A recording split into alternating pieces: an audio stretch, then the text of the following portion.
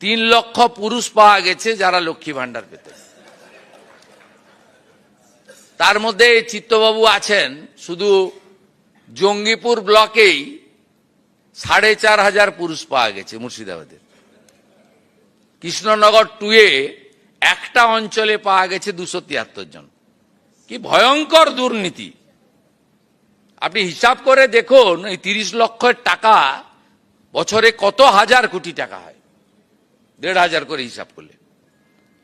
অতএব আমরা খুব স্বচ্ছতার সঙ্গে আমরা যা করছি, এর সুফল আগামী 50 বছর এই রাজ্যে সরকার পাবে। আমরা ডাটা ব্যাংক তৈরি করে নিচ্ছি। আপনি ভাবলে অবাক হবেন, বিধবা ভাতাও পুরুষদের দিয়ে গেছে। এ যেখানে হাত দেওয়া হচ্ছে, তো ব্রিগেড প্যারেড ময়দানকে জেল বানাতে হবে। আপনি যেখানে হাত দিচ্ছেন, কেউ আসবেন নবান্নতে, আমার টাইম নিয়ে চা খাওয়াবো আপনাকে, আপনি যেখানে হাত দিবেন সেখান থেকেই পচা দুর্গন্ধ বেরোচ্ছে। অতএব এইরকম গুরুত্বপূর্ণ সিদ্ধান্ত আমরা নিয়েছি। মহিলাদের সরকারি বাসে আমরা ফ্রি রাইড, 0 ভ্যালু টিকিট করে দিয়েছি। আর ওরা বলেছিল নাকি আমরা এলে মাছ খাওয়া যাবে না।